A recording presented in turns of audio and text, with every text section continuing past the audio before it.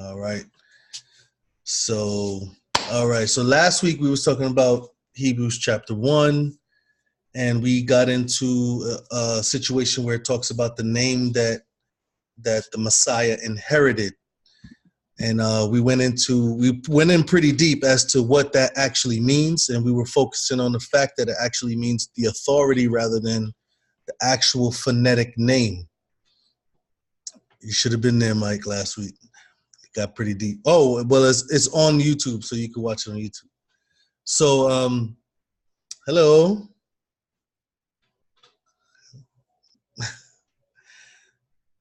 How you doing? I'm good. I'm Glenda. How you doing, Glenda? My friend. Doing good. Thank you. Okay. Thank you for joining us, Glenda. Thank you. All right.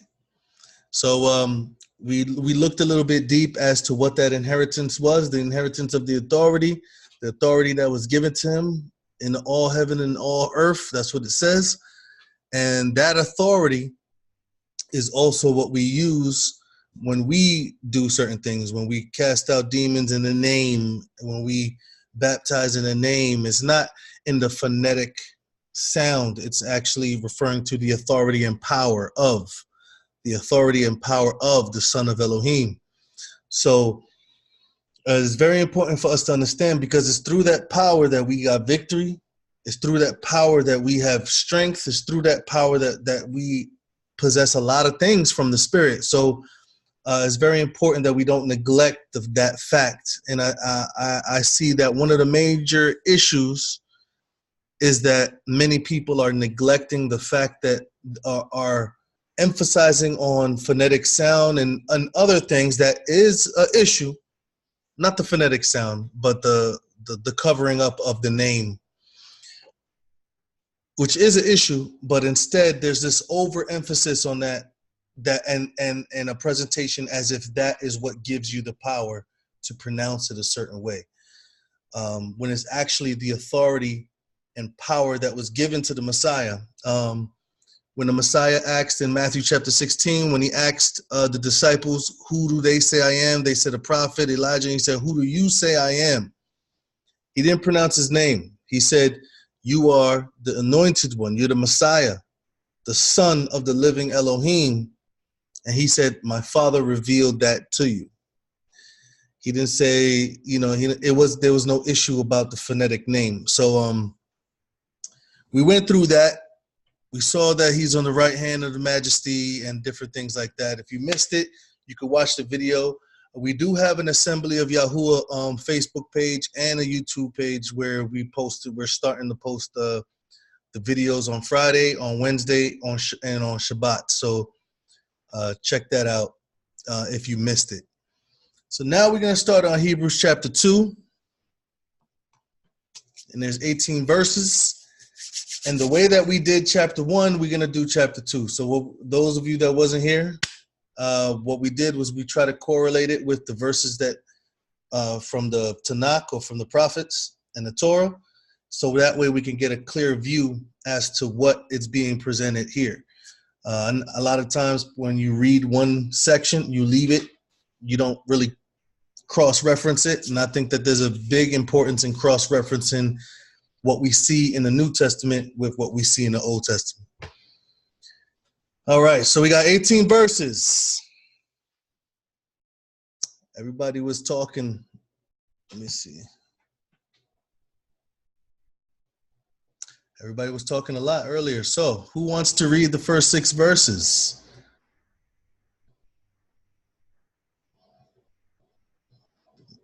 Marshall, yes. All right, go ahead, brother.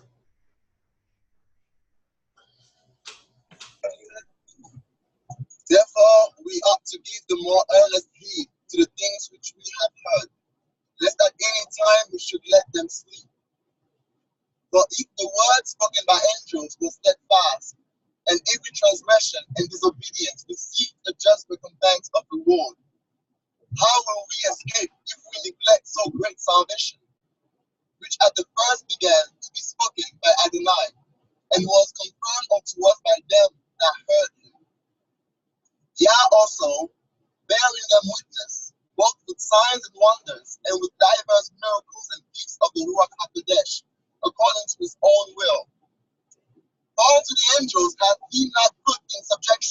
about to come, whereof we speak.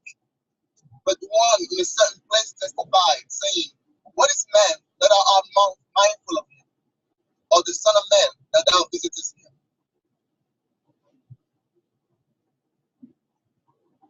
Verse 7. So we're gonna look at these first 6 verses. You have something that you see that you want to emphasize on, Brother Marshall? Not so far. I just see the confirmation of the prophecy in the book of Psalms, verse 6. Verse 6. Verse 6. Where's that Psalms located? Not sure. I don't know what Psalm it is. I can look it up while other brothers are looking it up. Oh, okay. Yeah. All right. So everybody, let's work together. I see Melissa had her hand up. You said you knew where it was. I think everybody could unmute themselves. Yeah, I have a cross-reference here of Psalm 8, verses 4 through 6. Okay. Can you read it for us? Sure. What is man that you remember him, and the Son of Man that you visit him? Yet you have made him a little less than Elohim, and have crowned him with esteem and splendor. You made him rule over the works of your hands. You have put all under his feet. And I think this is very important because you just read there's that verse. The connection to that verse is in verse 7 and verse 8. So yeah, let me just read verse 6 to 8. So it says, but one in a certain place testifies, saying, What is man that you are mindful of him, or the Son of Man that you visit him? You have made him a little lower than the angels. You crowned him with glory and honor, and did set him over the works of your hands. You have put all things in subjection under his feet, because in that he put all in subjection under him, he left nothing that is not put under him. But now we see not yet all things put under him. This is what verse 8 says in Hebrews. So thank you for that cross-reference. And let's see what we can pull out. I see you, Mecca. Go ahead, brother.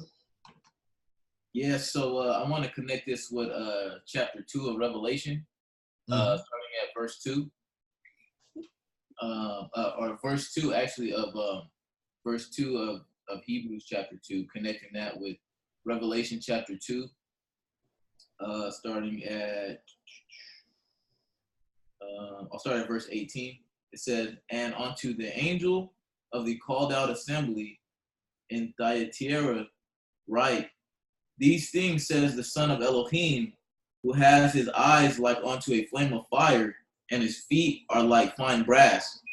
I know your works, and love, and service, and belief, and your patience, and your works, and the last to be more than the first.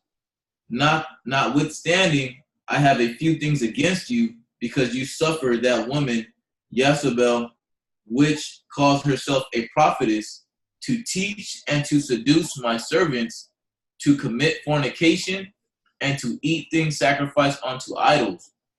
And I gave her space to repent for her fornication, and she repented not.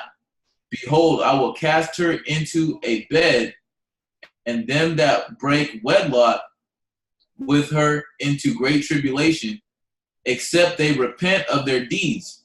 And I will kill her children with death, and all the called out assembly shall know that I am he which searches the mind and hearts, and I will give unto every one of you according to your works.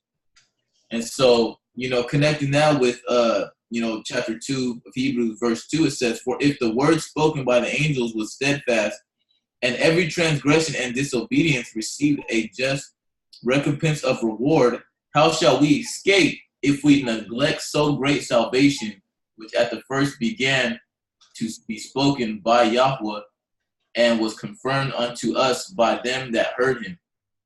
So, just talking about how, we're going to be getting the, we will receive a just recompense of reward for our deeds, our actions, for our transgressions and disobedience. So, here he's pointing out in Revelation that, like, we will all get, a just reward for our works, you know, good or bad.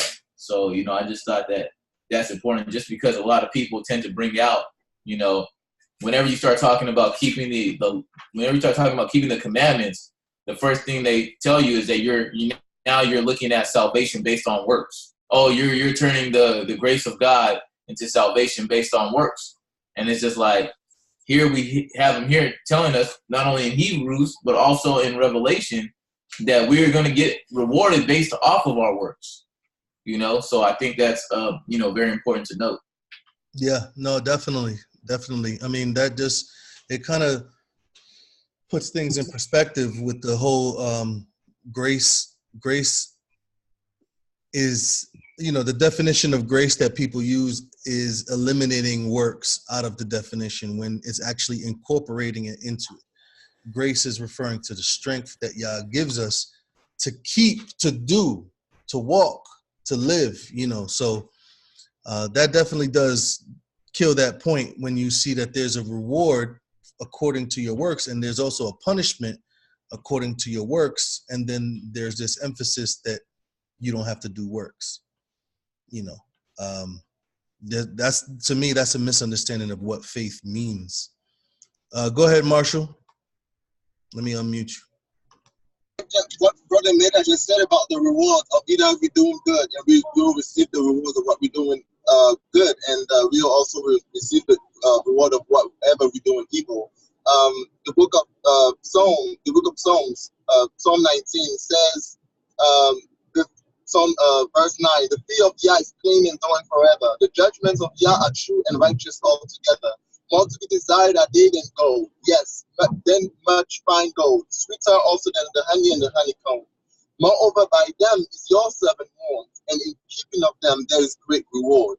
So it's like when Yahushua said he's coming back to give rewards onto, you know, like our works. It's like in keeping of them there's great rewards.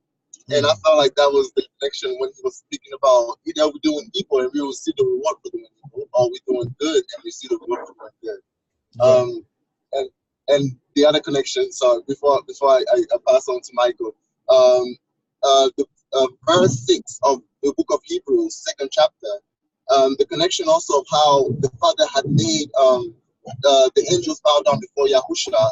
You can also see it in Revelation 5, when it says, I beheld and I heard the voice of many angels round about the throne and the beast and the elders. And the number of them was 10,000 times 10,000, and thousands, saying with a loud voice, Worthy is the Lamb that was slain to receive power and riches and wisdom and strength and honor and glory and blessing. So it's like, that's the confirmation of the Father literally making all creation bow down before the Son. Right. You know, bowing down before the Lamb. That's the two things that I wanted to point out real quick. Also, just to go with what America was saying about the whole works thing, just a very simple thing to add with that, you know, for people who would say, you know, oh, you're saying work based off of salvation, or salvation based off of works. You know, we all know that. Your voice is getting lower. Your voice is going too low. Okay. What about now? Yeah, it's better. Okay. Yeah, we all know, you know, okay, so Yahushua says, many will come saying, you know, Lord, Lord, I did this in your name, I cast out demons in your name, I did miracles in your name, I prophesied in your name, and he says, depart from me, I know you not, you workers of lawlessness. So I think, America, that's another thing, you know, simple thing to incorporate in that as well. Those that he told to depart were those who were working lawlessness, not keeping the law. So they want to talk about works. That yeah, exactly. That was it. Oh, okay. Yeah, no, definitely. Workers of lawlessness, teaching men. Messiah also mentioned in Matthew chapter 5, verse 19, I believe 18 or 19, where he says, if you break the commands and teach men to do so, you'll be the least in the kingdom. And that doesn't mean that he's going to be in the kingdom, because he's the least in the kingdom, by the way. Like, he's a person like that won't be in the kingdom. So no, those are good connections. Now the interesting thing I want to bring out is the verse 7 that was connected to verse 6. But let's read the next 6 verses, and then we could go back up, because I wanted to focus on 6, 7, and 8 for a second. So can somebody read verse 7 to 12? Anybody? All right. Okay. Oh, okay. Go ahead, Melissa. You have made him a little lower than Elohim. You have crowned him with esteem and respect, and set him over the works of your hands. You have put all in subjection under his feet, for in that he put all in subjection under him, he left none that is not subjected to him. But now we do not yet see all subjected to him. Mm-hmm. But we do see him who was made for a little while lower than the messengers, Yahuah, because of the suffering of death, crowned with esteem and respect, that by the favor of Elohim he should taste death for everyone. For it was fitting for him, because of whom all are and through whom all are, in bringing many sons to esteem, to make the prince of their deliverance perfect through sufferings. For both he who sets apart and those who are being set apart are all of one, for which reason he is not ashamed to call them brothers, saying, I shall announce your name to my brothers. In the midst of the congregation, I shall sing praise to you. Yeah, the Messiah calling us brothers, saying to his Father, I will announce your name to my brothers. Let's go back, because that goes into Tunis. But in Psalms, let's go back to that verse in Psalms. Where is that verse again, Melissa? 8, Psalms 8, verse 4, I believe. Okay. Mm-hmm. Yeah, 8, verses 4 through 6. All right. So this is David. David is speaking right here, right? And who is David referring to? I know in the Ruach, we see clearly in the book of Hebrews, it takes this and places the context on Messiah. And there's a reason why this is not only referring to Messiah, but is referring to another person who is connected to Messiah. It says, let me look at this. Verse 3, it says, when I consider your heaven, this is Psalms chapter 8, verse 3. When I consider your heavens, the work of your fingers, the moon, the stars, which you have ordained, the moon of Mecca. What is man that you are mindful, the son of man that you visit him? For you made him a little lower than the angels and have crowned him with glory and honor. You made him to have dominion over the works of your hands. You have put all things under his feet, all sheep, oxen, beasts of the field, fowl of the air, fish of the sea. Who is he talking? Who is the first one who fits this description? You guys, I think you guys could unmute. You guys can unmute. I think everybody can unmute, right? Yeah, we can unmute. Yes. Adam. He's talking Adam. Yeah, duh. Oh, wait, who you had in mind? No, I said the Messiah because I don't think I probably. No, I said of course the context fits the Messiah. Yeah, but who else? This is referring to Adam. Adam was given dominion over the beasts of the field. He was given dominion over the works of his hands. And there's a reason why Messiah is directly connected to Adam. Anybody know why? Scripture called. Melissa knows why. Go ahead, Melissa. No, let someone else. Okay. Anybody knows why? There's a connection in Scripture. Let's look at this. I think it's in 1 Corinthians chapter 15. But let me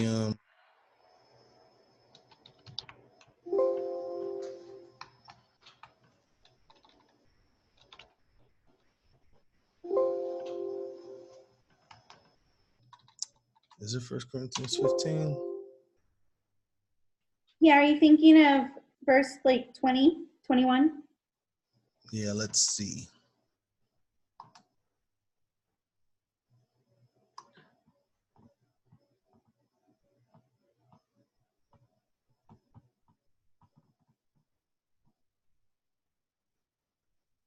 Yes. I think this is very important also, because a lot of times we don't necessarily think, not the verse, I want to point out verse 45, but throughout this chapter, 1 Corinthians 15, it hits a lot of points that we just read in Hebrews 2. Even with the putting all things under him, we see that the Messiah at the end, when everything is put under him. We saw in Hebrews that he ended the sentence, he said, but we see that not everything was put under him. And in 1 Corinthians 15, it teaches us that the last thing that he has to put under him is death and the grave. So those are the last things that's put under him. And then after that, we see that the Messiah becomes subject to his Father. But look at this. It says here in 1 Corinthians chapter 15, verse 47. And this is just an interesting terminology. It says, the first man is of the earth, earthy. And then it says, and the second man is the master from the Shamayim. Let me go back a little bit. Verse 45, it says, so it is written that the first man, Adam, was made a living soul, and the last Adam was made a life-giving Ruach. So you have a first Adam, you have a last Adam, you have the first man, then you have Messiah referred to as the second man. This is what's happening. The dynamic of humanity is changing. Adam is the head of humanity. We see here that the Messiah is replacing Adam as the head of humanity. The first Adam failed and needs a savior. The second Adam had victory, and everyone is blessed through him, just like everyone was cursed through Adam. We see that? Mm-hmm. So you have these connections between Adam and the Messiah, because Messiah has to now come and take the place of the head of humanity, or the father of humanity. You see what I'm saying? In order to save humanity or bring humanity back to his father, he has to now represent humanity and be in between. Be in between man. I think everybody knows that verse in 1 Timothy chapter 2, verse 5, that there is one Elohim and one mediator between Elohim and man, the man Yahushua the Messiah. So this is very important for us to understand this dynamic, because he's doing a lot of things. And I think that we overlook a lot of things because we just have like this, we're focused too much on specific things instead of just looking at the whole picture. You see what I'm saying? So he references Adam, verses that clearly point to Adam in the book of Psalms. And now we're in the book of Hebrews, and they are now applied to the last Adam, or the second man or father of humanity. And I think that there's another dynamic that's pretty interesting. Let's go back to Hebrews. Mm-hmm.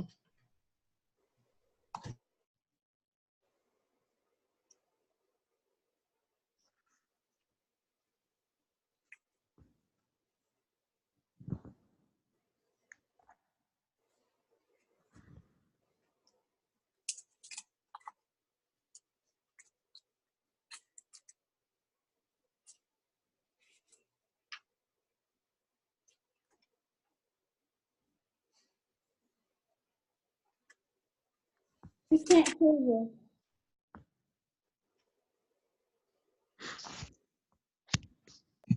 Nadia, you know you're muted, right? Okay. So in Hebrews chapter 2, I think that there's an interesting statement there in verse 9. In verse 9 it says, but we see the Messiah, we see Yahusha, who was made, well, the King James says a little lower, but in it's in the Greek is actually a little while lower. I'm not sure if your translation, if anybody else has a different translation. The TS 2000 says a little while, but in the Greek it has those words there. A little while lower. A little while lower. So it's expressing the dynamic of what's happening. The Messiah is going to be placed a little while lower for a time, so that way he can suffer death. So that's an interesting concept to recognize that there was already a plan put in place, Messiah being involved, that he was made lower for a little while. And I think that's very important because it also proves that he was there before. You see, he was there before and he was made lower for a little while, and then he was restored to a certain position. He was exalted at his resurrection. We see that in Philippians chapter 2. Anybody else want to pull out some stuff? Yeah, it's interesting to me. It's like you were saying before, he was the dominion that was given to the first Adam over all the earth, basically, that was lost. Right. Like when they sinned, like it's like dominion was given to Hasatan, because he's like referred to as the prince of the world by in the New Testament. I forget I don't know what scripture that is, where Yahushua refers to him as the prince of the world. But yeah, when you see like when he's in the desert being tempted, Hasatan shows him all the kingdoms of the earth. Mm-hmm. And so you bow down, worship me, I'll give you all this. And that was lost by the first Adam.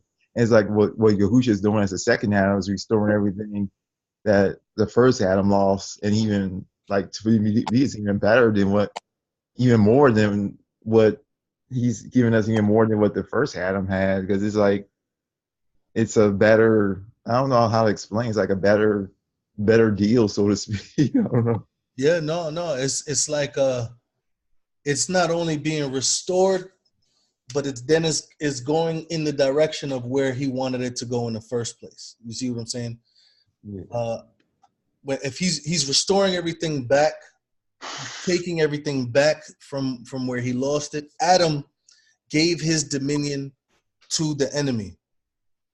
So because Adam gave his dominion to the enemy, sin reigned, death reigned, people were in captivity to sin. So whatever the enemy conjured up, this is what man usually followed. So what Messiah is doing is he's replacing Adam, and he is becoming the head of humanity to save humanity, to bring humanity back to the Father. So yeah, those verses that you mentioned does show that the enemy is the ruler of this world. Messiah said that, I believe, is in John 8, where he says, the ruler of this world is coming and he has no part of me. I think it's the end of John 14 or John 8. I'm not sure. So Messiah even calls the enemy the ruler of this world. And like you said, Brian, when he was offering the kingdoms, he made this statement. Satan made this statement. He said, all these kingdoms have been given to me, so I give it to whoever I want. That's what he said. And he says, if you bow down, I'll give you all these kingdoms. But his first statement was, it was given to me first. But who gave it to him? Y'all didn't give it to him. But who had dominion? Adam had dominion. So who has dominion now? The enemy had dominion. So who gave it to the enemy? Adam gave it to the enemy. And now the second Adam takes it back. Glenda, you wanted to say something? In Hebrews 2, verse 10, I thought this was interesting too. For it was fitting for him, for whom are all things, and by whom all things are all things, in bringing many sons to glory, to make the captain of their salvation perfect through suffering. Mm-hmm. Mm-hmm. That no matter what we go through, he's gone through it way more than we have. Right. And so there's comfort in knowing that, in knowing that he already did that. He's been through it, and he was victorious, overcame it. Therefore, we, the body of Messiah, have overcome as well. Right. No, Even though we're going through it now, you know. Absolutely. It's the confidence that Messiah has overcome the world that Yes. gives us confidence in his ability to help us overcome the world as well. There's no, I overcame the world, you guys still have to have all of these problems. When he's like, be of good cheer, for I have overcome. He said, you will have trouble, but be of good cheer. I have overcome the world. You know what I mean? So when we receive him, we are now more than conquerors. Sin has no more dominion. This is Romans 6.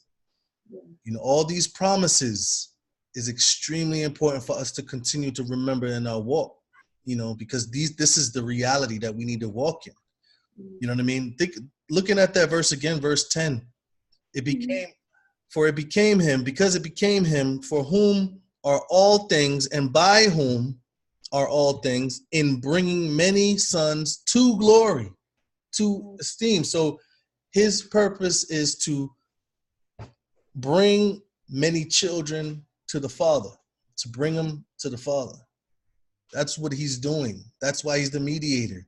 That's why he's Jacob's ladder, you know, or steps, whatever the translation says. He's the one that is between the Shamayim and the earth, connecting the two. Only one way. It's only going up. We're only going up. We're not going down. So this is very important for us to understand. Then that last part. Yep. Salvation being made perfect through sufferings. Many times we run away from sufferings. Many times we pray for sufferings to be removed instead of asking for strength to go through. Remember Paul in I believe it's in 2 Corinthians chapter 12, where verse 9, where he says either 2 Corinthians or 1 Corinthians chapter 12, verse 9, where he talks about the 3 times that Paul prays for the thorn in the side. And he says that my strength, my unfailing strength is enough. You don't have to get rid of it. Many times you won't get rid of it. You're praying every single day to get rid of something that the Father wants you to go through. But we should be praying, give me the strength to go through. And if he sees it fit to remove it, he'll remove it. But if he doesn't, you already have your mind focused on going through it. You know, it's better to think about going through and he remove it than think about him removing it and you don't even know that you have to go through it. You know, I'm going to let Marshall and then JP and then Melissa. Let me go ahead, Marshall. Oh, thank you so much, brother. I actually just thought about what you just said, how Yah may keep a thorn so that we can we are remaining humble. You know, we remember who we are.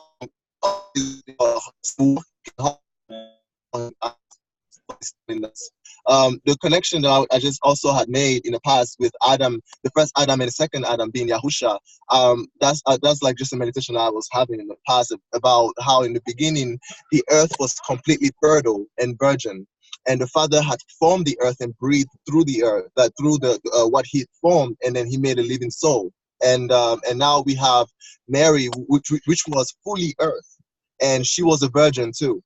And he breathed, like literally the Ruach HaKodesh came upon her and overcame her, and now came out of her Yahusha, which is the living, the quickening spirit. So then that's the connection also I had of there had only been 2 Adams on the face of the creation, and only one overcame by obedience, but one he was overcome because of disobedience. Mhm. And that's kind of how he gave his power over to El Shaitan. And so that's the connection I saw with Adam, the first Adam and the second Adam, and how he's also even called the everlasting father. The other one also of El Shaitan telling him, if you bow down before me, I will give you all. But Yah is also telling us to bow down before him and he'll give us all. It's his pleasure to give us all. But how are we going to overcome and have it all? Is by hearkening to his word, by hearkening to his son, by hearkening to Yahusha, and continue walking in him. And the connection with, that's the worship. You know, who are you going to worship? Who are you going to obey? And that's kind of like how I saw how Adam and Eve literally gave away what was given to them by grace. It was fully grace. Grace is not a new concept. It has been there even in the garden. We were already in grace. We were already in light, but we had fallen short of that grace, and now we started seeing only darkness. You know, we were not walking by faith anymore. We were walking by sight. That's when we fell. Yeah, that's good. That's all. Yeah. Go ahead. Hallelujah. Hallelujah. Go ahead, JP. Let me see. There we go. Yeah, no, I was hearing when you came out of verse 10, you know, of Hebrews chapter 2, verse 10. And it was interesting when I looked up the word captain. You know, the Strong's, you know, breaks it down to chief leader, an author, captain, and prince. And then when I look at the word, it's interesting because it's only used for the Messiah. So it's only used 4 times. It's G747, and it's only used 4 times in the New Testament, and every time it's the Messiah. And it's Acts 3:15, Acts 5:31, but they call him in Acts 3:15 and killed the Prince of Life. And then the next verse in 5:31 it says to be a prince and a savior, but the word prince is that G747. And then we got the Hebrews 2:10, and then the last one is Hebrews 12:2 that says, looking unto Yahusha, the author, which is that word G747, and finisher of our faith. I just thought that was an amazing thing right there, you know, as we were looking at the word, I mean that verse, I was like, I pulled up that word and how, I don't know, there was just something that popped out at me for that. I just wanted to share for anybody, you know what I'm saying, that likes the words, you know what I mean? No, definitely. The captain. Anybody remember when Joshua was in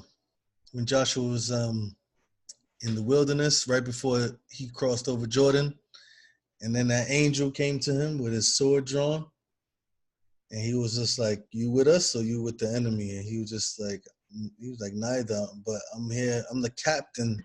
I think he said, "I'm the captain of the host of Yahuah." Like, I'm the captain. What you mean?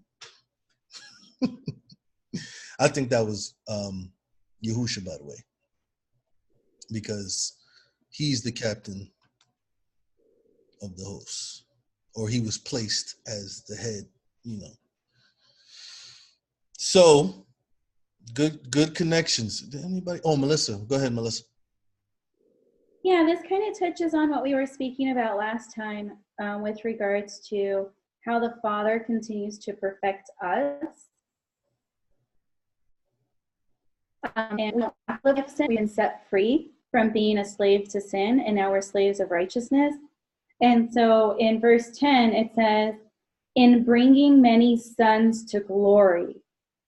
Like, that's just amazing. And it's so beautiful because he's going to take us to the same place that he went to. Right. And to make the prince of their deliverance perfect through sufferings. And we already kind of touched on this, but you know, like he was made perfect through sufferings. In his humanity, it was the sufferings that caused that perfection to be installed in him. Absolutely. So that he could show us how it's done. And so that we too could be made perfect through our own sufferings. unto righteousness, which goes along with Romans 8:29, because those he knew beforehand, he also ordained beforehand to be conformed to the likeness of his Son, and for him to be the firstborn among many brothers. So, like, you know, your brothers are of the same DNA, and we are now being perfected to the conforming of who our Messiah is. Absolutely. Unto his same DNA, unto glory. Like, that's just so amazing and so beautiful, because we no longer have to do the things that we don't want to do. I mean, granted, we still do in some cases, but that's the perfecting of our soul, the walking out of the deliverance and the salvation that's been provided for us. And in us being able to surrender to the Father's handiwork of his perfecting our souls. So I just kind of wanted to hit on that a little bit more. Right. And it's also interesting you mentioned the perfecting of that we're gonna, he's causing us to become like him. We are being made after the image of his Son. Like, we're supposed to be, man, Adam was supposed to be in the image and likeness of Elohim, right? So he lost that. He lost being the image of Elohim. One, he was, his heart wasn't like Yah's anymore. His mind wasn't like Yah's anymore. It was more like the enemy. The enemy. This is why Messiah in John chapter 8, he was able to say, you are not Abraham's seed, you are of your father, the devil, because it wasn't that they had physical connection to Satan, but because their mind and their hearts was not connected the way that Abraham's mind and heart was connected to Yah. So because of that connection, because of that being disconnected, they no longer bore the image and likeness of Elohim. And I think that that's one of the, we should learn that, because when he comes back, he's giving us a new body. We're going to have a glorified body. So when he comes back, you're still going to be you, but with a totally different body. So to emphasize that the body is his image, that doesn't make sense, because he's coming back for his image, but he's going to give you a new body when he comes back, according to 1 Corinthians 15 and John chapter 5 and things like that. So I wanted to focus on what you mentioned about the sufferings and how that causes us to become like him. In Hebrews chapter 5, verse 8, Hebrews chapter 5, verse 8, it talks about the Son again, and it gives you a little bit more insight as to what he went through. And it says in verse 8 of Hebrews chapter 5, it says, though he was a son, yet he learned obedience by the things which he suffered. He learned obedience by the things that he suffered. And then being made perfect, he became the giver of eternal salvation unto all them that obey him. That word there is not necessarily author, is causer or giver. He's the one that gives it. But he learned obedience through the things that he suffered. So now, when you look at us, how does he tell us to learn? What does James chapter 1 says? It says that we count it all joy, brothers, when you enter into diverse trials, right? Because the patience, let patience have its perfect work in you. And then it says the patience develops all of these other things that creates that image, the image of Yah, the fruits of the Ruach. Let's go to it. I don't like paraphrasing and sounding like one of these new translations. All right. So James chapter 1. I'm going to start from verse 2. It says, my brothers, count it all joy when you fall into diverse trials, knowing that the trying of your faith produces patience. But let patience have perfect work, that you may be perfect and entire, wanting nothing. If you lack wisdom, let him ask Elohim, that gives to all men freely and does not hold it back, and it shall be given to him. So you see here that there's character traits being placed inside of us, being built inside of us that reflects the fruit of the Spirit. The fruit of the Ruach is what's being developed in us as we continue to obey, as we suffer. Continue to hold on as we suffer. Like Jacob, we're not letting go until you bless us. You see what I'm saying? That's what Israel is. Israel is a type of people that holds on until Yah blesses. That's the type of Israel that he's looking for. He's not looking for, that's the type of Israel he's looking for. Mecca, go ahead.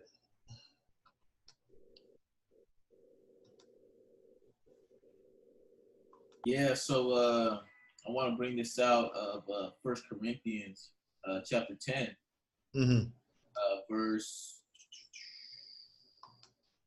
I'll start at verse 12. It says, "Wherefore let him that thinks he stands take heed lest he fall. There has no temptation taken you, but such as is common to man. But Yahuah is faithful, who will not suffer you to be tempted above that you are able, right? But will with temptation also make a way to escape. Praise Yah. That you may be able to bear it." Praise Yah. That sounds like he's doing all the work. He's just telling us to walk in those steps of perfection. You know, people who put perfection so far off is not really understanding how powerful the Ruach actually is. The Ruach, it's not a normal thing that can be overcome by your flesh. If you receive and allow the Ruach and you submit to the Ruach, you have infinite power in your grasp. It makes no sense when I hear people saying, yeah, we got the Ruach, but we're still flesh. No, who cares if you have flesh? That has nothing to do with the Ruach. The Ruach overcomes flesh and gives you that power. It says it overcomes the flesh, and then you can easily say no, when before you couldn't do that. You see what I'm saying? So you see that people are not grasping perfection. They're trying to redefining it. We have a perfect Elohim. How do you describe that? Perfect in his ways and his words and his thinking and in his power and his strength. And then he says, you be perfect as your Father is perfect. And then we say, oh, perfection means like you're complete and justified in your flesh, like you're justified, like we look at you as righteous. That's not the way the Father is perfect. If it says be perfect as your Father is perfect, why are you redefining perfect for me? And then he has a different perfection. That doesn't make sense. Just like righteousness. If Messiah gives you his righteousness, it's not a lesser righteousness. It's the same righteousness because it's his. It doesn't make sense if he gives you his righteousness and then when you have it, it's lesser and weaker than the one that he has. That's not him sharing himself with you. That's not him giving himself with you. That's not him being in you. That's not the Ruach in you. That doesn't, his Ruach is in us. Sorry. This is one of my favorite topics. I think I said that about every topic so far. Go ahead, Melissa, before we move forward. When you pointed out Hebrews 5, where he learned obedience by what he suffered, having been perfected, he became the cause of everlasting deliverance to those obeying him. This reminds me of Matthew chapter 7, where it's verse 1. Do not judge lest you be judged, for with what judgment you judge, you shall be judged, and with the same measure you use, it shall be measured to you. And why do you look at the splinter in your brother's eye, but do not notice the plank in your own eye? Or how is it that you say to your brother, let me remove the splinter from your eye, and see the plank is still in your eye? Hypocrite. First, remove the plank from your own eye. Suffer unto obedience by removing the plank out of your own eye. And then you shall see clearly to remove the splinter out of your brother's eye. Once you've suffered in removing this plank from your own eye, having gone through those sufferings unto obedience, then, like Messiah, we can help our brothers and our sisters experience deliverance. Absolutely. Out of the compassion. And so I just think that's super cool. Like I just kind of saw that connection. So yeah. Right. We're gonna that whole connection. There's always this connection with you need to approach people because you are supposed to relate already. You don't have to relate with people's individual stories. You're a human. You dealt with sin. You got delivered from sin. That's what you have in common with every person who's in captivity to sin.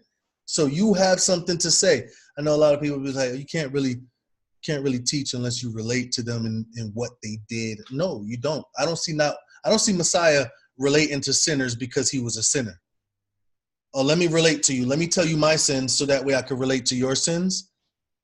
You don't see Messiah did that not once being with the you didn't see the disciples do that. The disciples didn't go around saying, hey, let me tell you about all the sins that I did so I could relate to you with the sins that you did. No, all they said was, I'm just like you.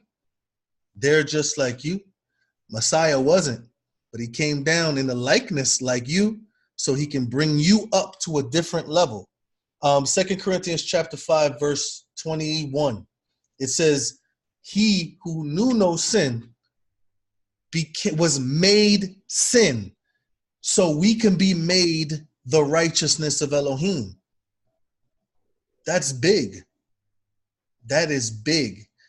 So if the Torah is righteousness, how important is the Torah for those who is made into the righteousness of Elohim? There's a connection. If the Torah is righteousness, my son died so you can become righteous. And when you get into a covenant, I put my Torah inside of you. The Torah is the guide. It's what we need to understand how we need to be, how we need to walk, how we need to look. And we know how to examine the inside of ourselves when we look at the Torah. When we look at the Torah, like what Melissa was saying about the beam in your eye, the Torah shows you the beam. It shows you what's in your eye. The pain is, the fighting, the struggling, going, relying on the Messiah to move away from your sin to walk in righteousness. That takes pain. It takes struggle. It takes a fight. You know what I mean? That's the war that we're in. When you look at the war, the flesh and blood is actually the war in your own mind. That's why it says that your brother has a speck. Why does your brother have a speck and then you have a beam? Because the biggest problem that everyone have is yourself. No one else is keeping you out of the kingdom, and no one else can keep you out of the kingdom. You can only keep yourself out of the kingdom. That's why you have a beam and everyone else has a speck. So if you start looking at everybody else like, oh, this is the beam, you guys are the, then you're missing it. And Ameka read that verse. Any man who thinketh that they stand, take heed lest they fall. If you don't recognize your weakness, your dependency on Messiah, you're going to fall while you're pointing at everybody else. You know what I mean? Go ahead, Ameka.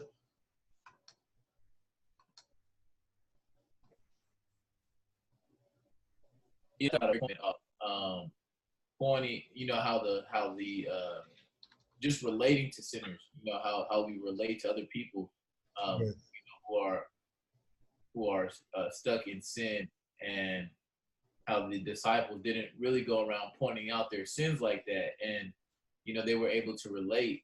I just had I had a Bible study the other day, and I brought out what I use to help people relate, and to see, because going back to verse 2, how it says, for every transgression and disobedience received a just recompense of reward. When you go back to Deuteronomy 28 and you read the curses for transgressing the commandments, when you read Deuteronomy 28, 16 all the way through, 15 all the way through 68, you see for the what do we get exactly for transgressing the Torah? Like, you see directly the reward that we get for disobedience, you know? And when I started to open up to people about that, I mean, man, bro, people's faces were shocked. They were like, this has been like, people were literally could just connect with that passage alone, all the things that happened in their life. They were like, oh my goodness, like, you know, I was, you know, after every, you know, I would read this curse, look around, hey, who's gone through something like this? Almost everybody put their hand up. You know what I'm saying? Or everybody nodded their head. You know what I'm saying? Who's gone through this? You know, you read the curse about, you know, I mean, just in general, I mean, almost everything in there. You know, at least half of the curses in there. Somebody somewhere can relate to them. So, you know, when I brought that out, and then I started to show people, like, you see why it's so important that we go back to relying on the Spirit and coming back to learn the commandments, because we are still going through these things today. This word is very alive today for us, and we need to learn how to conquer sin. We need to learn what it is, you know, that we're being asked to do. And, you know, I want to do more focusing on, now moving forward, I want to do more focusing on, like, studying the actual laws, going through Exodus and Leviticus, studying the actual laws and commandments that were given, you know, and how which ones apply today, because I think that is something that tends to get drowned out in the conversation, you know. Right. Yeah. But yeah, misunderstand. It's a misunderstanding on application. I mean, when Yah says don't kill, right?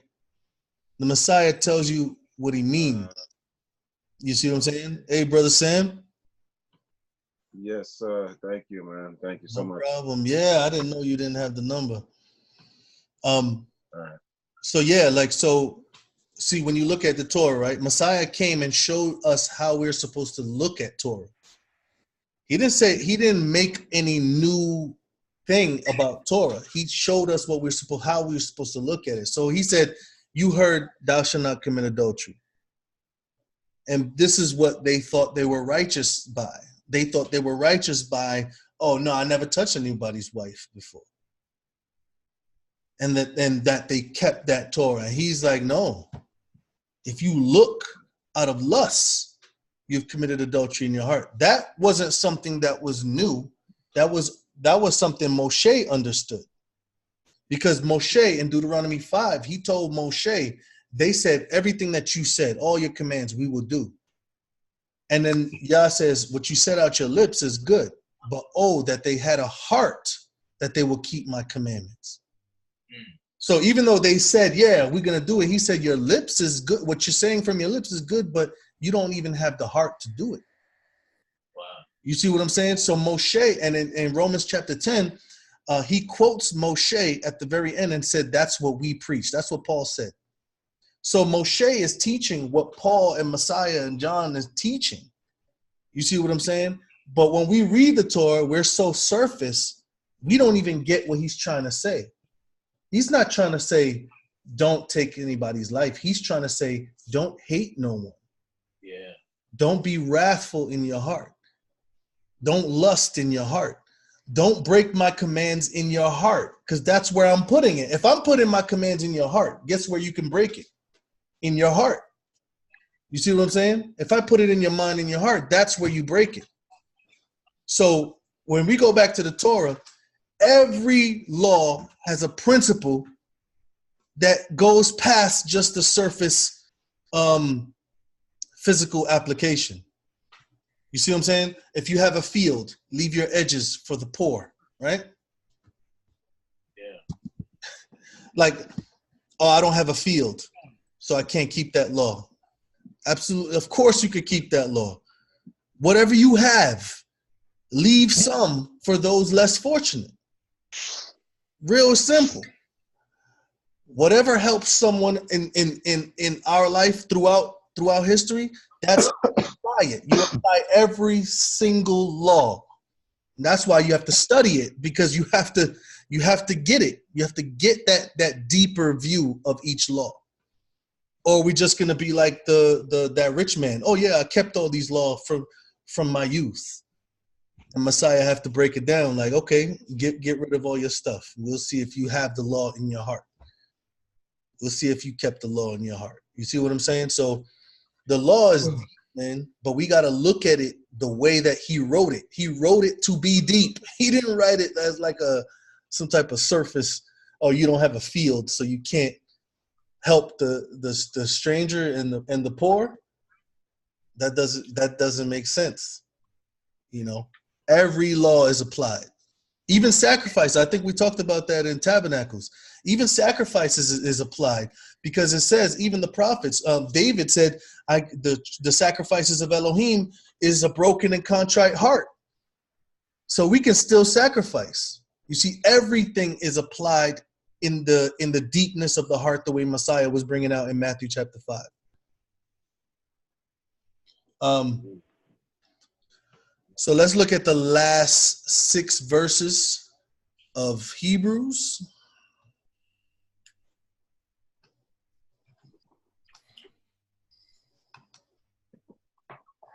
Hebrews chapter 2.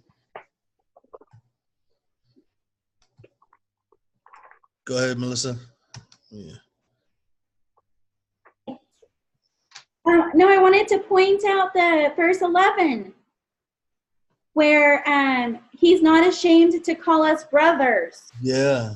And so that goes to Matthew chapter 23,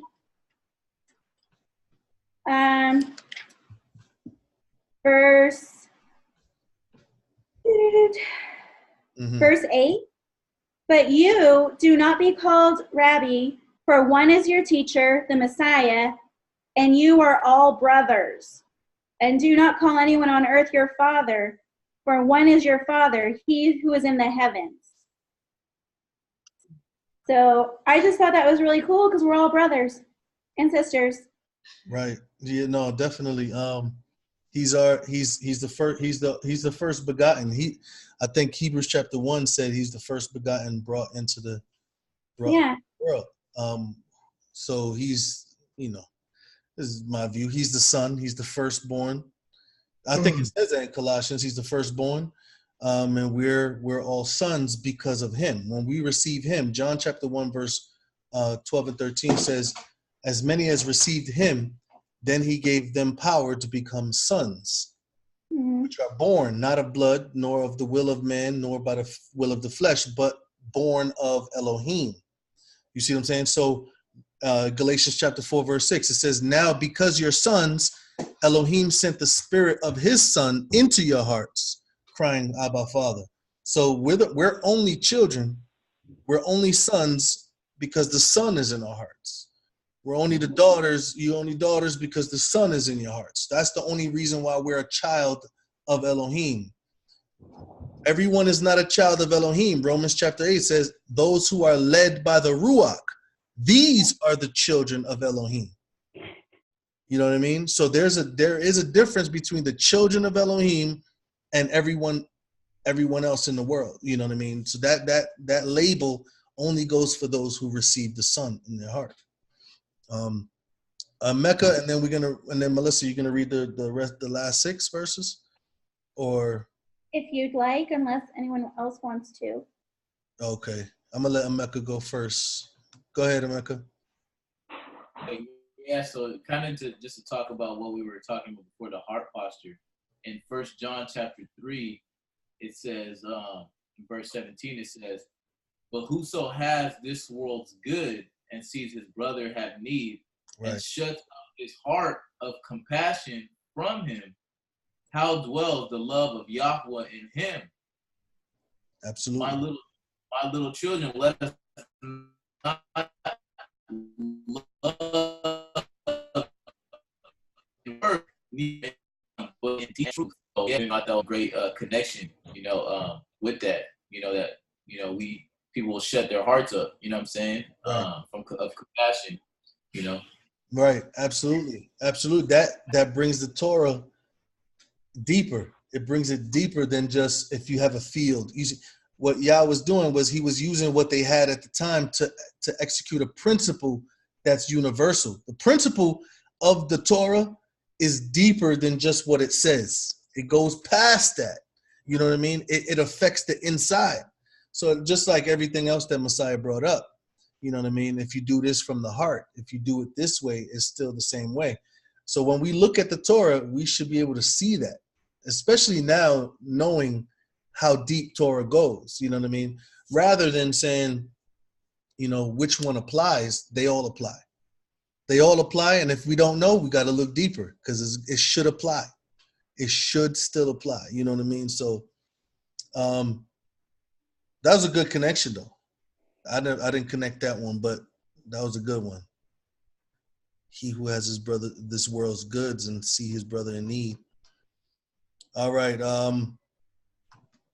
Let's look at the last. Who wants to do the last 6 verses before Melissa takes it away?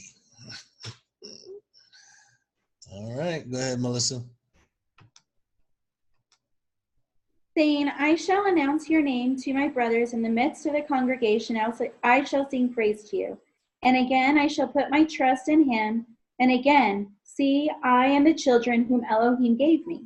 Therefore, since the children share in flesh and blood, he himself similarly shared in the same, so that by means of his death, he might destroy him, having the power of death, that is, the devil, and deliver those who throughout life were held in slavery by fear and death. For doubtless he does not take hold of messengers, but he does take hold of the seed of Abraham. So in every way he had to be made like his brothers in order to become a compassionate and trustworthy high priest in matters related to Elohim, to make atonement for the sins of the people. For in what he had suffered, himself being tried, he is able to help those who are tried. There's a lot here. There's a lot in these last 6 verses. Melissa, you want to pull something out? You want to emphasize on something? I guess more just my thanks, my appreciation that Messiah never gave up. Right. He just kept going and laid his life down. And he had a lot to suffer. And I can only imagine what that walk must have been to the stake and what the thoughts he may have been experiencing and what his heart must have felt and like the heaviness in knowing that it was his time. So I'm just so thankful that he never gave up. He went the whole way. Right. And I'm just, yeah. Absolutely. Darlene, I don't want to ignore you. Have you been having your hand up? I don't. No, I haven't. I've just been soaking all this in.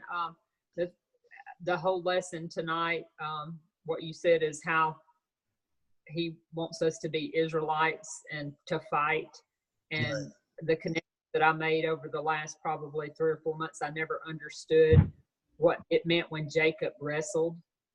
And now with the struggles that I've gone through and seeing the Ruach work in my life, Yes, I see exactly what you were talking about. That's the only thing I can kind of add to tonight, but it's been a great study tonight. I'm just soaking it all in, though. Thanks. Praise Yah. Praise Yah. Absolutely. That's what the name Israel means, you know. And just to encourage everybody, like when he gives us this name Israel, he has to give it to you because he gave it to Jacob. It wasn't his name. It wasn't his name originally. It was given to him when he had an experience with Yah. So nobody can inherit that name. The only thing that it says is you're a child of Israel is if you're related to the man named Israel. That's why Paul says that those who are of Israel, just because you're of Israel doesn't mean, not all are of Israel because they're from Israel, referring to the man. Just because Israel is your father and you're a child of Israel doesn't mean that you're the Israel of Yah. The Israel of Yah, he has to give you that name. He has to give you that experience. And you cannot bear that name and you're not manifesting that experience. You see what I'm saying? And that's another issue, you know, just like when people say, oh, we're all children of Elohim, we're just throwing that name everywhere. Oh, we're all Israelites. No. Just because you're related to the guy named Israel doesn't mean you're a part of Yah's Israel. You know, just because you're a seed of Abraham of the flesh doesn't mean you're a child of Elohim. More important, even Abraham was a child of Elohim. So if you want to be a child of Abraham while he wants to be a child of Elohim, you're still in the back. You're still in the back burner. We're trying to go to a higher level. That's why it says in Galatians chapter 3, verse 29, it says, all those who are in the Messiah, you are Abraham's seed and heirs according to the promise. So even Abraham's seed is not based off of his blood. Abraham's seed is based off of Messiah. And that's what Messiah said in John chapter 8. He says, they said, oh, our father is Abraham. And he said, if Abraham was your father, you would do the works of Abraham. And he says, you're not of your father, Abraham. You're of your father, the devil. Now, he already expressed that they were actual children of Abraham in the very beginning of John chapter 8. So it looks like it's contradicting. But when they said that they were connected to Abraham, he said, nah, you're not connected to him because you're not doing the works that Abraham did. And Abraham he obeyed the commands by the Ruach. I think it says that in Genesis chapter 25, I think, or 26. It says that Abraham kept my commandments, my charge, my Torah, and things like that. Yeah, 26:5. 26:5, yeah. So what were these people doing? They were not keeping the law, but they were not able to because they were following their father, the devil. They bore the image of their father, the devil. So we need to be very careful. And when it says that throughout the scriptures, it always talks about self-examination, humbling yourself. Humble yourself. If my people humble themselves, my people die from lack of knowledge. When you don't know certain things, you won't receive certain things. It's just, if my son doesn't know how to drive, he's not going to receive the car keys. If you don't know certain things, he's not going to just, oh, let me just pour out these blessings anyway. No, you don't know how to handle it. You don't know how to handle the blessings that he has. So he's trying to mature us. He's trying to mature us in our sufferings, showing building our faithfulness to him because he's always faithful. So that way he can trust us. When he made Adam perfect. So that's why he was able to give him dominion. He's not going to give us dominion right now. He's going to give us dominion later when he changes our body. And when we demonstrated that faith and that faithfulness towards him, he's going to give us a lot later. But right now he's building us up. So when he gives it to us, it'll be ours. Revelation says that the children of Elohim have right. This is a crazy word. It says right to the tree of life. And to me, I'm just like, I don't know if we should even be thinking anything. We have rights to anything that belongs to Yah. But he said it. He says, my people have right to the tree of life. You see what I'm saying? So we need to just say, give me whatever you want to give me, instead of saying, no, that's not for me. That's only for Messiah. No, that's not for me. That's only for Abraham. No, give me everything that you want, Father. Everything that you want, I want. Everything you want to give me, I want. You know what I mean? And go after it. And he's ready. He's waiting to pour it out. That's what he said in the Malachi 3. He says, prove me. Prove me that I won't open up the windows of heaven and pour out a blessing that they won't be room enough to receive it. Prove me. That's crazy for Yah to say, prove me, test me. Let me prove myself to you. Yah don't have to do that, but he says it anyway. Let me prove myself to you that I'll pour out these blessings on you. That's crazy by itself. He doesn't have to prove nothing, but he does it all the time. You know. Go ahead, Mike, and then Melissa. Did I unmute you? Yes, it's actually Marshall. Right. I just wanted to point out the verse 13 in Hebrews 2. It says, and again I will put my trust in him, and again, behold, I and the children which Yah hath given me. When Yahushua said in John chapter 6, verse 37, he says, all those the Father gives me will come to me, and whoever comes to me I will never drive out. Yes. And how he said that when I rise, everybody, when he resurrects, everybody will be drawn to him. Mm-hmm. So like the ones who are drawn to him are the children which Yah have given him, and those he will by no means let go. Mm-hmm. And So like that's one connection that I had. And the following verse of even seeing how he overcame the dragon through the wilderness, but he also overcame the dragon back through his death. He says that through death he might destroy him that had the power of death, that is the devil. So that is through his death that he destroyed him that had the power over death. Right. You know, it's just like how magnificent it is. You know, like the work of Yahuah. It's just it's perfect.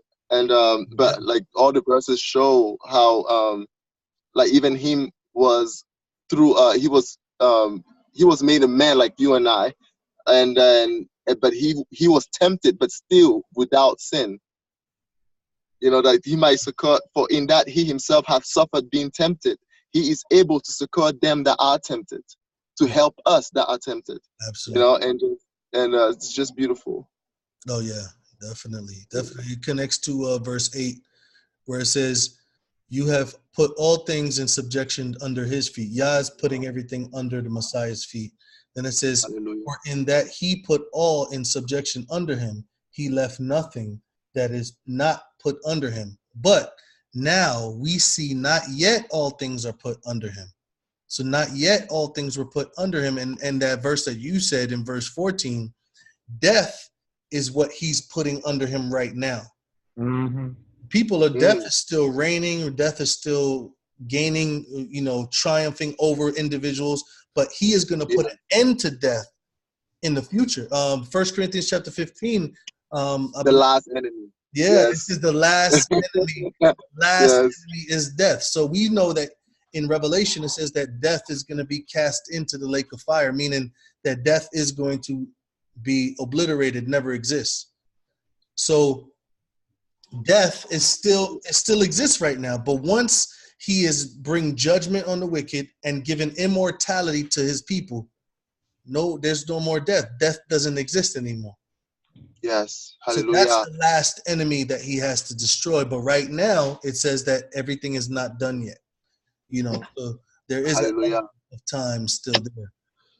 So, brother, when it says that through death he might destroy him that had the power of death, that is the devil, which means that is through the death that he destroyed the devil. He says that through death he might destroy him that had the power over death, that had the power of death, that is the devil. So through his death he destroyed the devil, but the last enemy is death. That will be swallowed up in the now destroy also means to overcome or conquer or rule over. Yes. So it's like if the enemy, I think we talked about it today, we said that all the kingdoms, all dominion was actually given to the devil. Now we're seeing that him through death took that away from the devil, basically destroyed his ability to conquer man. Man can now conquer sin. Matter of fact, there's a verse that says that he's going to crush the serpent's head under our feet. Where's that at? Somebody knows where that is? Nah, I got to find that one. That one is, hold on one second.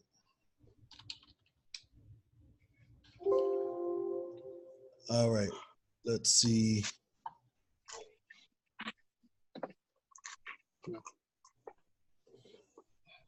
Genesis 3:15. No, that was the prophecy that it will be crushed under the it said that the seed or the woman. I have Romans chapter 16 verse 20. Romans 16 verse 20.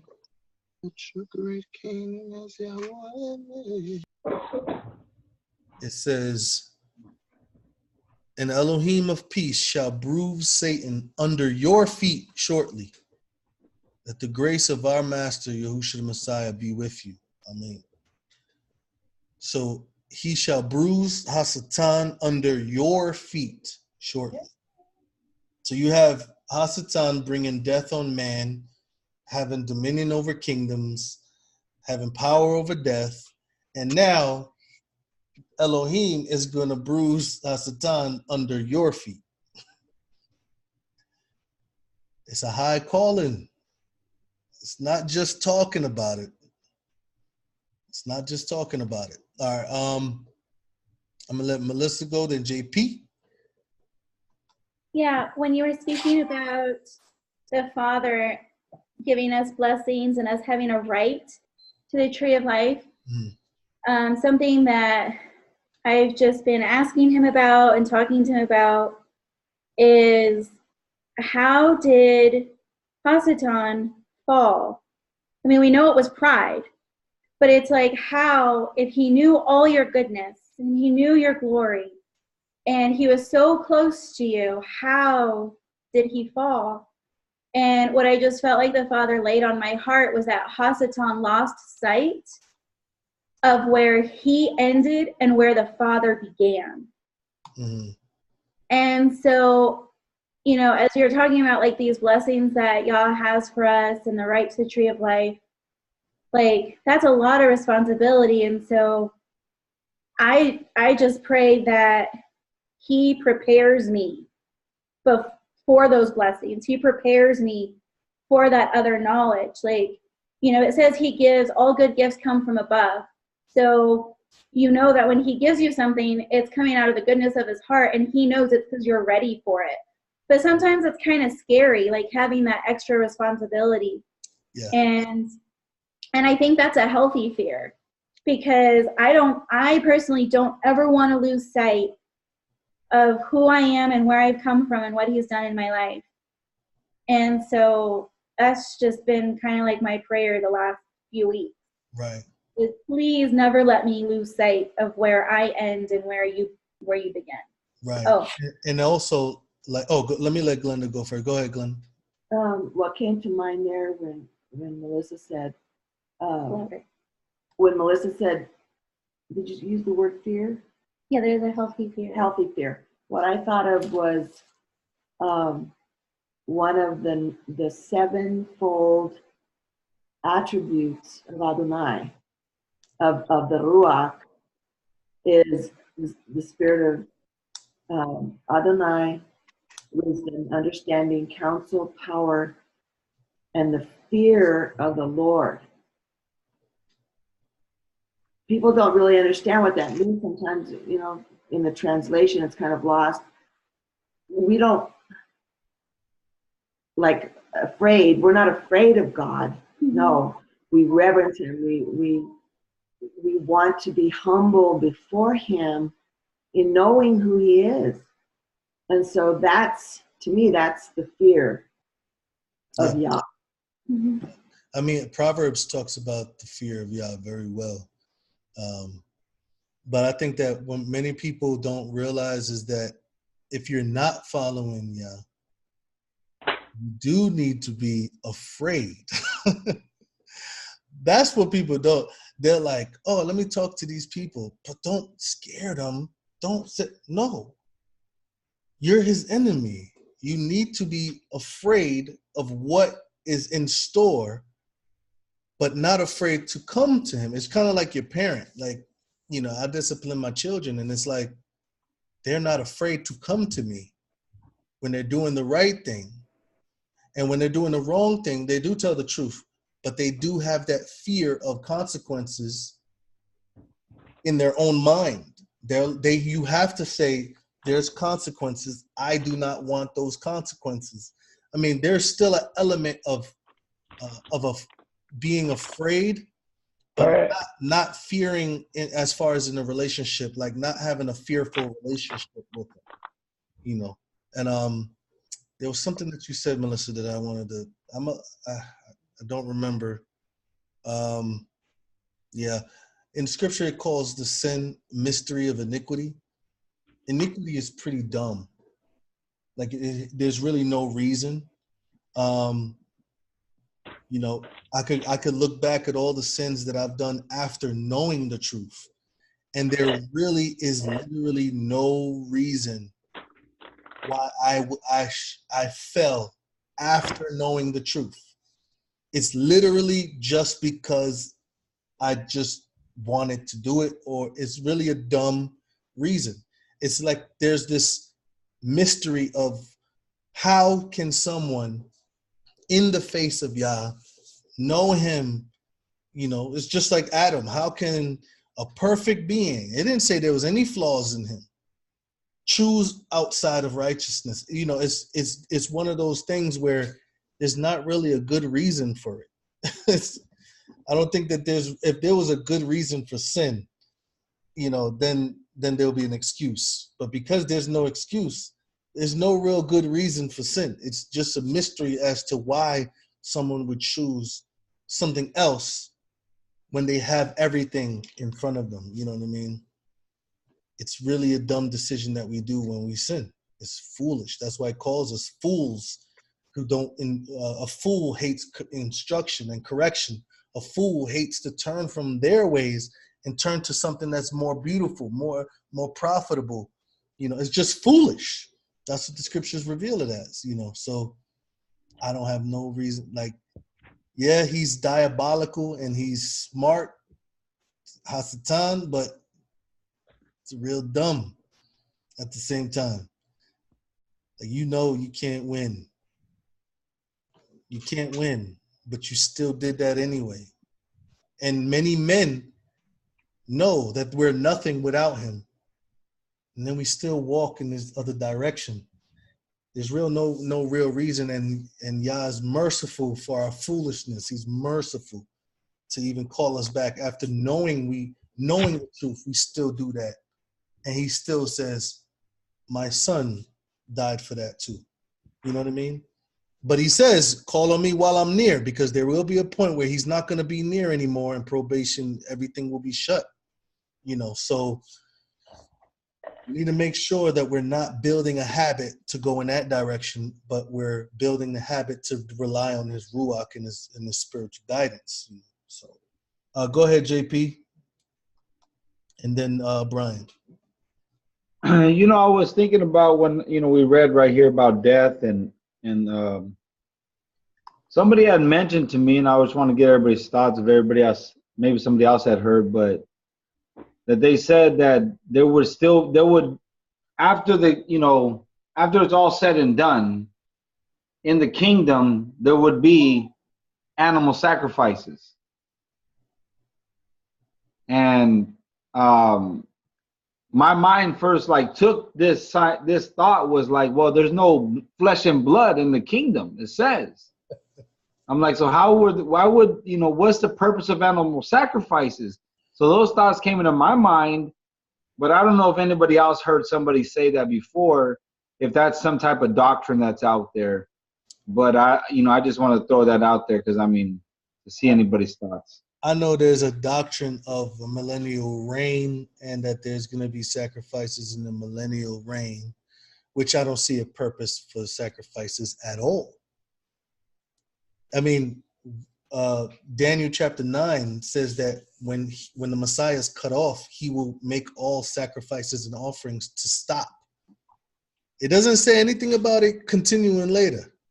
You know what I mean? So I don't know where that can. I can see why, because of certain verbal statements, but there's a lot of proof showing that the sacrifices is of the heart and of the lips and of praise and of thanks, in the prophets. I'm not talking about New Testament. There's a lot of prophets that already established that the sacrifices of Elohim comes from the heart, and it's not something you do with the hand. Even Hebrews chapter 11 verse 6, when it talked about Abel, it said Abel offered a more excellent sacrifice by faith.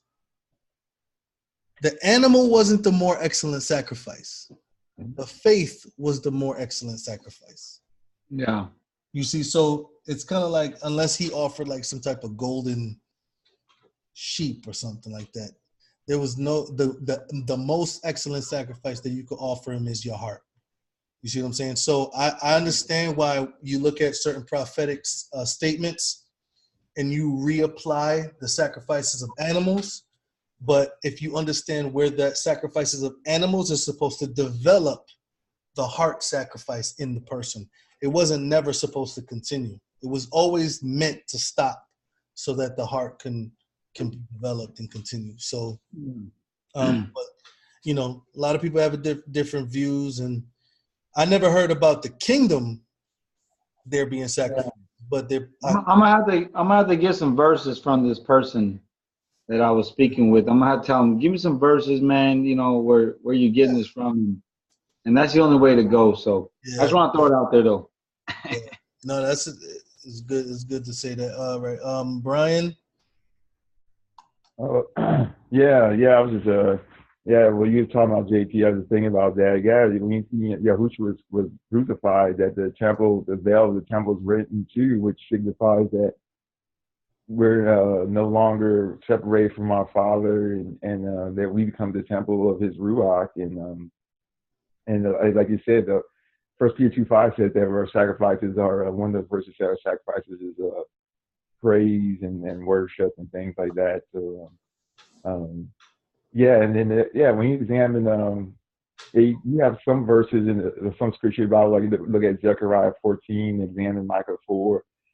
I believe refers to the millennial reign of Yahusha. There's no mention of physical sacrifices of animals in those passages. And then you look at Revelations 20, there's no mention still of sacrifices of animals and stuff. So I don't know. From my studies, I've never seen anything about sacrifices of animals in the millennial reign of Yahusha and things. But yeah, I was just thinking about what Melissa was saying. Every time, it's that awareness you have when you're like, when you humble yourself, when you keep your heart humble and stuff, you have that awareness that you can't do anything without His Ruach. And always, like, when I pray, I always ask Yahuah just to fill me more of His Ruach, of His wisdom and things, because He says, not by power nor by might, but by my spirit, says Yah. And and that's like I don't know about anybody else, but it's like I always have that awareness that without Him I am nothing. And I can't. Even when I talk to people, I ask Yah to give me wisdom when I speak to people, because I don't want them to. I don't want Brian to talk when I'm talking to folks. I want the Ruach to speak through me, because Brian's intellect and articulation is nothing compared to his. And so I always like, Ruach, give me the wisdom to speak to folks, that the sword of your word might pierce their heart, and allow that seed to be planted to bear fruit unto your glory. And so that's all I wanted to say about that. Yeah, praise Yah, Brian. Absolutely, I agree. Go ahead, Glenda, and then Emeka. Okay, so I agree that animal sacrifice has been done away with, because Yeshua was the ultimate sacrifice. But I was wondering about, in the millennium, says that God's people will go up, Aliyah, to Yerushalayim for especially the three feasts of, I believe it's Shavuot, Yom Kippur, and Sukkot. Yeah, for the 7th month. Yeah. Yeah. So I was just wondering how that's going to be, because there's, as far as I know, there's no description of what that looks like. Does anybody know? Or which verse? There's a verse that says that if you do not come up to the Feast of Tabernacles or Sukkot, that you'll be cut off. I think it's Zechariah 14. Or? I think so. That goes into hold that question for a second, because I'm gonna let Emeka go, and then I'm gonna close out this video, and then we could go into that, because that's an interesting verse in Zechariah. Yeah. Go ahead, Emeka. Yeah, so for JP's question, it said in Isaiah 66,